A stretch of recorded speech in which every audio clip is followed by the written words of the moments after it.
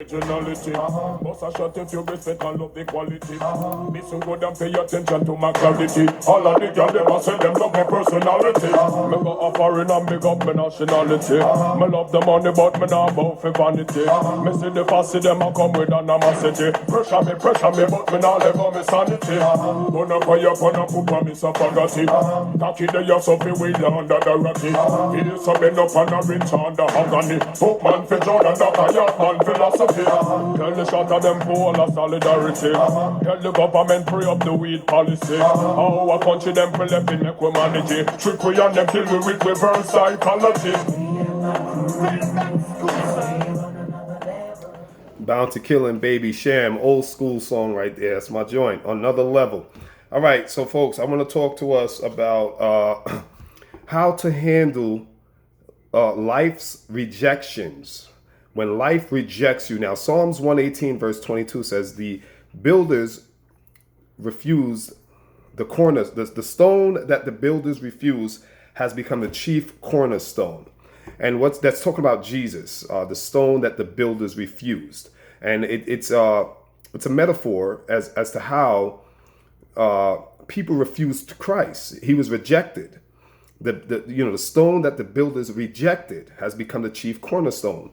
So the point is this, folks.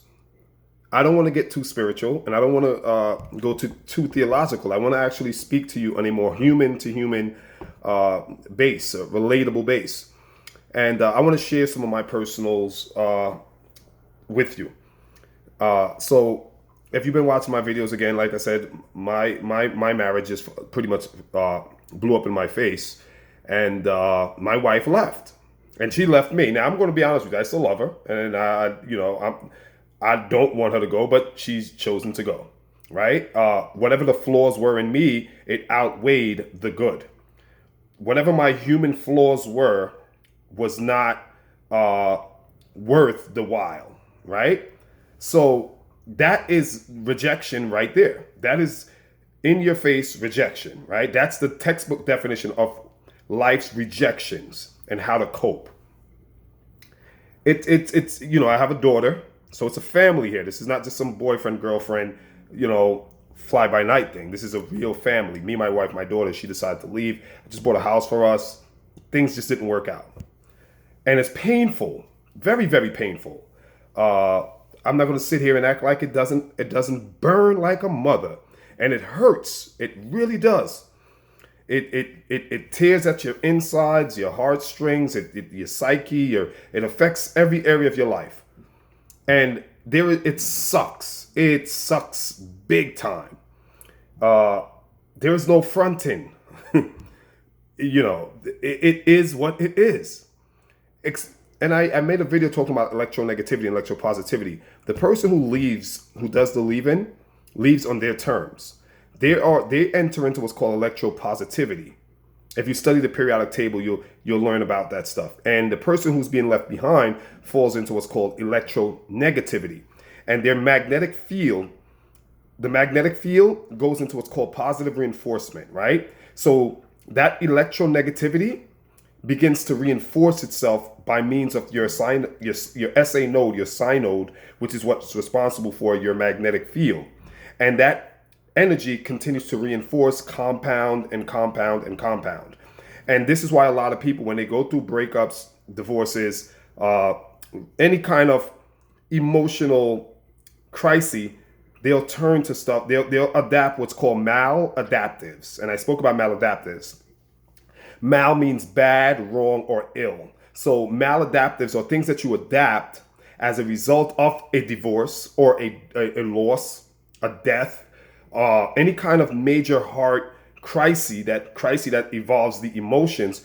You adapt habits that weren't previously there that is bad. So, for instance, you go through a divorce, like I'm in the middle of, and you start to drink. You turn to Jack Daniels, you turn to Hennessy, you begin to drink. So that right there becomes maladaptive, because now you adapted something that is harmful, right? Because alcohol if you drink and you become an alcoholic, it's harmful to you.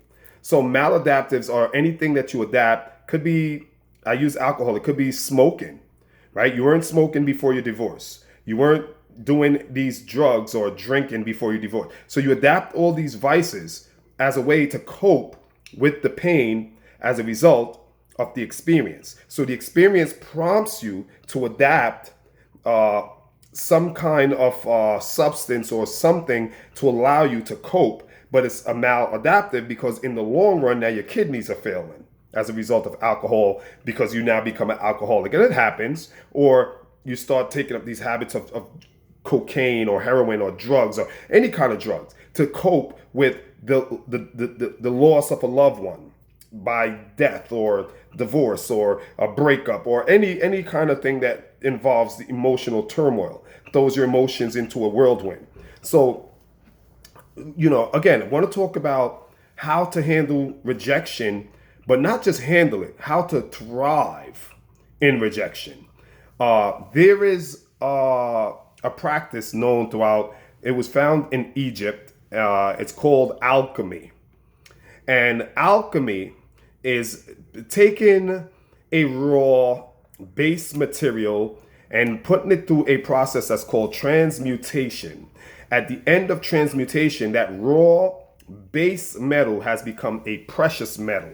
So an example would be coal being alchemized into diamond. Coal would be the base material, the raw base material that doesn't really have much value or much worth.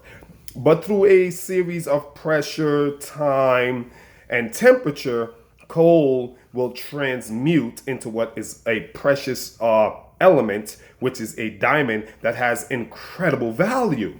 So here we see that what alchemy is, and that is just one example of what alchemy is. But now that I've given you an example, we must learn how to use rejection as an opportunity to thrive and an opportunity to alchemize ourselves. And I just explained what alchemy is. Rejection, it can be used to put you through your alchemical processing. Your alchemical processing, again, refer back to the analogy or the example I just gave you. You are the raw coal, so you were rejected, right? The coal has no value. It's not worthy. The people don't want the coal, but understand that as a result of rejection, there is hurt, there is pain, there's pressure, there is heat. It's hot, it burns. But if you can withstand that pressure, if you can withstand that burn, if you can withstand that hurt, if you can let yourself go through the crucible of life's oven, you too will alchemize and you will become the diamond that everyone will later on want. The stone that the builders refused has become the chief cornerstone. The charcoal, the coal that no one wants, has become diamond. You, who they have rejected, she didn't want you, have become wantable, desirable. Folks, this takes a lot of what's called internal fortitude. You have to have internal and intestinal, internal fortitude. You have to have a certain amount of strength on the inside, not physical, not bodily. But you have to have a certain amount of mental fortitude, internal fortitude on the inside. You have to have a confidence within yourself. You have to believe in yourself. You have to not give up on yourself. People will give up on you. They gave up on me. But why I don't take this that personal is because you have to be able to look at the big picture. And here's the big picture, folks. The world has rejected you anyway. Study your history. You've been rejected anyway. Society has rejected you anyway. Go and walk in certain neighborhoods right now and see what happens to you as a black person. Walk in certain neighborhoods. You'll see how you've been rejected anyway. Try to go into certain areas and, go into Starbucks and sit in Starbucks for a while and just, and see what happens. And again, I'm sure you guys watch the news and you're up on, we've been rejected anyway. Society rejects you anyway. That's how I've learned to accept, not just accept, because you have to accept the rejection. And then you can transmute, which is to turn it into your favor. Take that negative and transmute it into a positive. So I accept that, okay, it hurts, it's painful, but I've been rejected anyway. What's new? Society has rejected us anyway. What's new? And if you're a real black man and you know what it's like out here in this world, you'll relate to me. But if you can't relate, then that's fine. But if you can relate, then you can relate. If you can't, this is not for you. I've been rejected anyway, way before this. So this is just, okay, what's new? But you have to be able to accept the rejection first. Let it pass through. Let the pain, let it all, let it pass through. And then you have to reflect and you have to realize that, listen, the world has rejected us anyway. Society, locally, municipalities, we've been rejected anyway. When you can adapt to psychology like that, look, what's new? What's new? I've been rejected anyway. That's being able to let it, what they call, run off your shoulders, flow off your shoulders. You have to know how to let it flow off your shoulders. Don't take it personal. If someone, you see these shows Snapped and all these, documentaries where people go crazy and kill themselves, kill people, and they lose it. Look, here's the reality. You gotta love yourself first. You gotta love you. You gotta love you. In the book of Job, it says that naked I came, naked I shall leave. God gives, God takes. I'm paraphrasing. The point is, you were born with nothing and you will leave with nothing. You were born by yourself. And chances are, more likely, you're going to die by yourself. That's just a reality. I mean, someone could say, well, you're twins, they were born together. Well, if they're born as twins, they're still born by themselves. Oh, they're conjoined twins. Now you're just being ridiculous, right? So the moral is, you came into this world by yourself, you're going to go out by yourself. Okay? This is an adult conversation.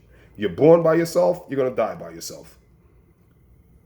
In between that time that you're born and the time that you die, there's a space. You need to make that space, you need to write on that space, fill that space the best you can. Because you have to be able to be conscious of your mortality.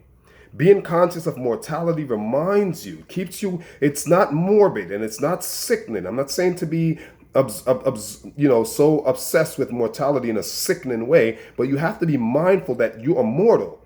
Therefore, you spend the little time you have on the space between birth and death. There's that space. You spend that space wisely. You make the most of it, knowing that there is a limited time frame you have here. So it hurts, folks. It sucks. It puts you back emotionally, financially, spiritually, mentally. It does put you back. I was 245. I'm now about 235, 236. I lost like 10 pounds. Stress, I'm being real, folks. Real life, right? You have to get to a point where you can take what life throws at you and still, in spite of that, move forward thriving. In the summertime, I'm still going to put my plays up. right? I'm still my play. I ran 3 or 4 plays off Broadway between 17 and 18. Got some really good reviews. I'm going to keep putting my plays up. I'm still going to keep doing my motivational speeches. You know, I'm still going to keep writing. I got 3 books that I've written, and you can purchase them online. I'm going to keep putting my books up. And yeah, so you have to keep, you know, I write. I love to write. That's what I do. I love to study. That's what I do. You have to keep doing the things that you were doing before the person came into your life. You have to have goals. You have to have ambitions. You have to have something that's more important than another person. And I know it sounds crazy, but you have to have something that you love doing that does not involve another human being. As crazy as that sounds, you have to play an instrument, right? You have to have something that you love to do that you can be by yourself and enjoy doing that. Because you cannot let another person be your all in all. That's where you fail. You cannot let your happiness or your peace of mind rest solely upon another person. That's where that's where you snap. That's where you go berserk, you go crazy. So again, coping with rejection is first to accept the rejection and then understand that you've been rejected anyway. Life rejects you anyway, right? You put in for an application with someone else and that other person gets it. You just got rejected. You know, we get rejected on so many different levels, right? So rejection is a part of life. You have to accept that. Rejection is a part of life, and rejection is a way for you to grow. It's a way for you to mature. It's a way for you to develop.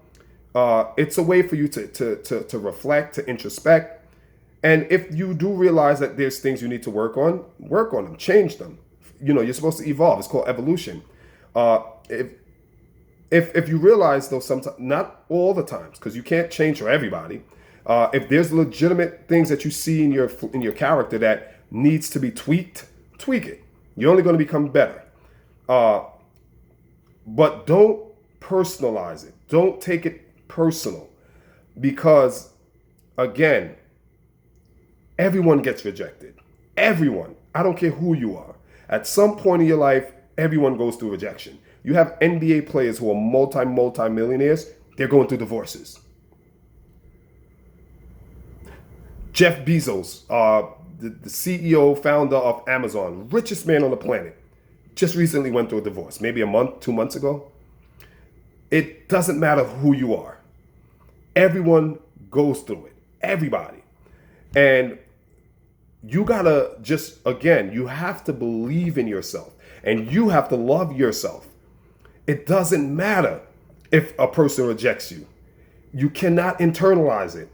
Not everyone is meant to be in your life permanently.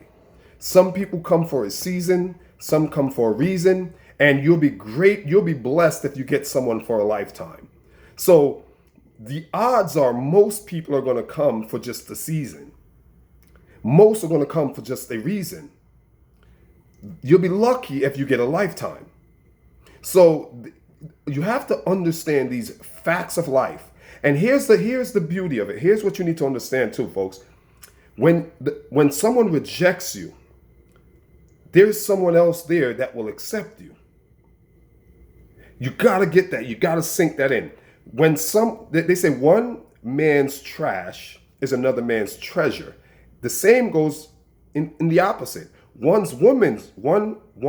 woman's trash is another woman's treasure. So you always got to understand that too, folks, that just because one person can't get past your flaws or don't have it in them to work with you with whatever your flaws are, because we all have flaws, there's someone else that would gladly deal with your flaws. Maybe they've been with someone who were 10 times worse than whatever you have. They've probably been in situations where you to them is a cakewalk. You to them is a refresher. They're refreshed. They're like, oh my God, these are your flaws? I love it. Let's go. You see what I mean? So it all depends. It's all contingencies and fact. There's so many elements and factors at play. So you have to understand, never internalize it, never take it too personal. If your flaws are outrageously ridiculous, if you're an abusive person and your wife is divorcing you because you verbally or physically abuse her, then you do want to make some changes. It's not her, it's you. You know, if you're known for violence and physical, and you're just like a real degenerate, then you got to make some changes. But if it's just okay, your personalities clash, or they don't want to, the person, it's just trivial. It's nothing that it's that can't be worked through, but the person don't have the strength for that. Then it's okay. It's okay. You got to accept that not everyone is there for a lifetime. There's seasonal and there's reasonable, but they're not the ones that's supposed to go with you. We all have a mission. We all have a purpose in life. We were all born with a purpose. Some people find it, others don't. But everyone that is born has a specific purpose. Do we all express these purposes? No, we don't. Because some people's lives are cut short as a result of the choices they make. Some people end up in prison as a result of the choices they make. We all have a choice, and those choices have several possible outcomes. So we cannot blame God. We cannot blame anyone. Our choices. The universe, I mentioned in other videos, the universe exists as a cloud of probabilities. There are, every choice you make have a number of possible outcomes, probabilities. So the choices we make will determine these outcomes, and they can land us in various situations that we don't understand. How did this happen? The choice you made. It's called the butterfly effect. But you said, well, my choice was for A. How did I end up at Y or W? Well, butterfly effect. Go read about it. So we got to understand. We all have our purpose. We all have our mission, and not everyone that comes into your life is there to help you complete that mission and see it to the end. Some are there just to assist you. Others are there to give you. Some are there to distract you. Some are there to distract you from your life's mission, your life's purpose. So again, folks, rejection. Understand what it is. It's a refusal to accept. That's what the Webster's there, a refusal to accept something or someone. So if someone refuses to accept you, it's okay. You gotta know that it is okay. You're going to